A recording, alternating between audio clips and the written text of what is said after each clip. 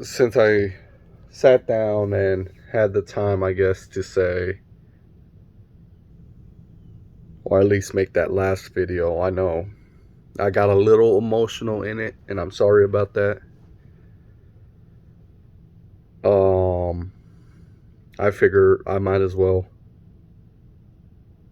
make this video at the same time because it technically pertains to the same thing, and that is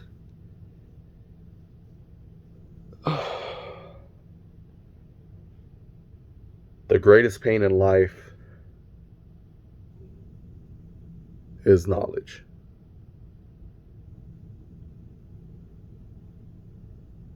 And it's so much easier to be ignorant about things. And, you know, it's true with the phrase, ignorance is bliss. And it is because the more you learn, the more you can hate, the more you can get mad, the more you hurt. I hadn't been to very many funerals in my lifetime. Yet in the past few years, I lost a person very near and dear to my family, very good family friend, pastor. Even when I look at his picture in my home, him with my father and mother, I get emotional. And it absolutely hurts to know that he's gone. You know, he always seemed like family. And it just is shocking to see him not be here.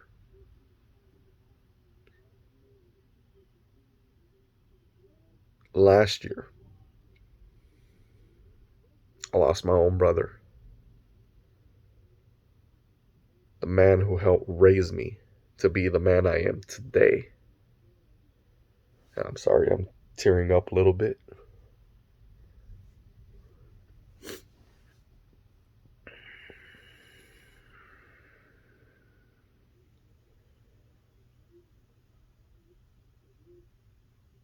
And even with the knowledge of death, you know, I understand that death eventually comes for everyone.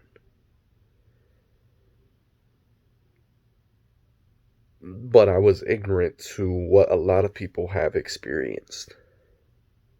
You know, I've been to relatives who have passed, but I didn't know them that well. I have friends who have passed, and I've been to their funerals, but they weren't the closest. And I'm a very emotional person. I'm a very empathetic person. I'm a very sympathetic person. Even then, that's not the same.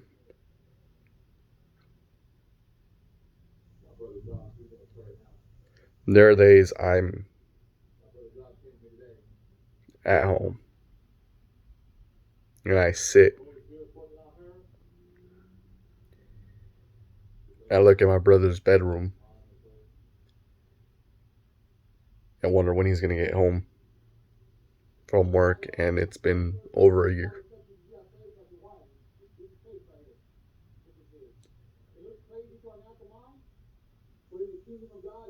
I think about the fact that he's not going to be there for a lot of his daughter's first.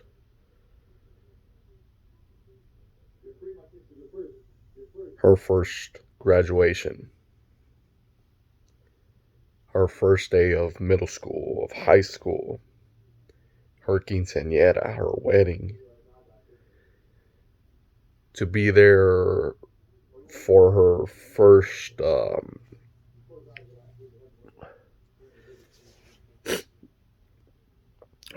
day of driving, won't be able to teach her.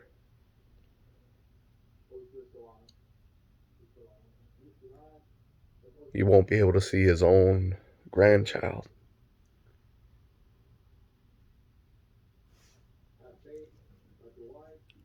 all that knowledge hurts so much.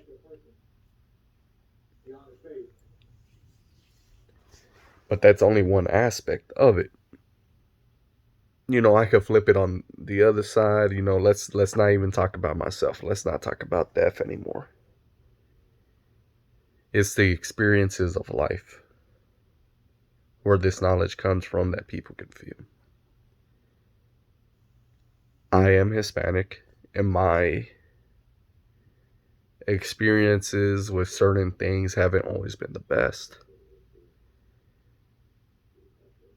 I am of El Salvadorian descent, and yet I would have people who would refuse to give me the honor of at least saying I am Hispanic, but lumping myself in with other Hispanic groups. Wouldn't even give us the dignity of saying, hey, you're not that. I've had many people just say, well, you're Mexican. It's all the same.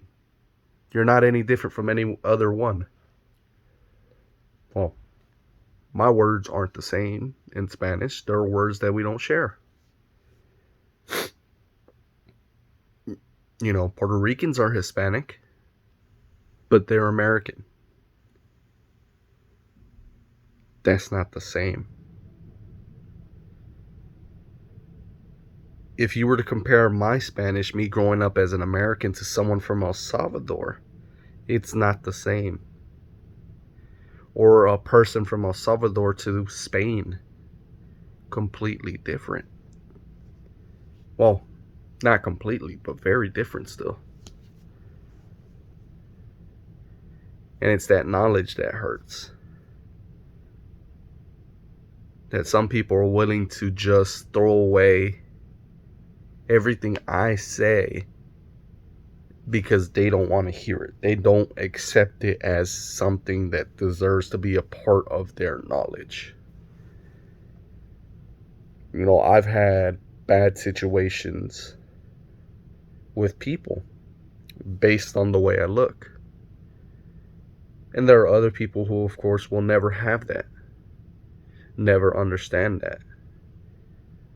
I would have people who would speak to me on the phone prior to meeting me and then meet me and judge. And I never understood how or why that makes a difference. You've heard me speak on the phone. You've heard me describe myself, but then you look at me and you say, that's not what I want. You aren't worthy of any more interaction other than what we have here today. I've had people in stores look at me, or in restaurants, because of the way I dress. And there's no extreme dress code or anything like that. I'll wear, for the most part, slacks, some black tennis shoes, and a collared shirt when I go out, but I'll have it unbuttoned to an extent. I may be loud when in conversation, but people will give me looks. And I've even had people in a restaurant where it's just me and a date, and they'll give us looks of disgust, and it's either because we're not of the same nationality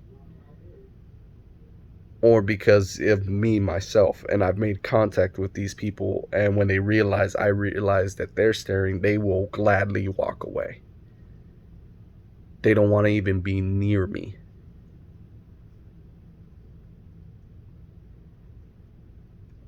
That knowledge, those experiences in life are not fun to have, and in many ways they're very painful.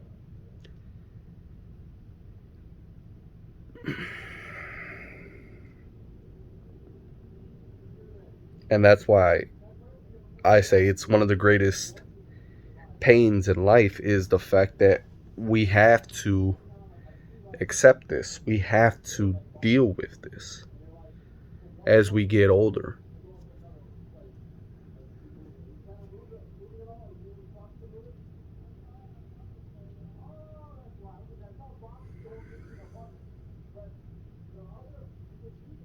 I'm sorry. I know I've gotten very emotional on this one. Part two of this will be coming out hopefully by the end of this week. Um, Hopefully that'll give me a little more time to prepare myself,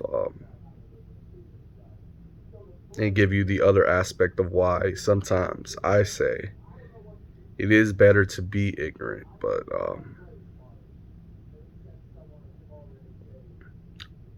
as I always say, or hopefully this will be more common, I hope all of you stay safe. If you have anyone who needs to hear, sometimes I say some things that end up being pretty decent advice. If you have someone that needs to hear it, don't be afraid to show it to them. I've had a friend tell me that they watched my video and showed it to a friend because they had to hear it. And I appreciate knowing that. And I feel like if it's good advice, no matter who it's coming from, it should be told. But again, y'all have a wonderful night, wonderful day, wherever you are. Please be safe, especially with the times that we're having now. And I hope so much that you enjoyed my video. Y'all have a good one.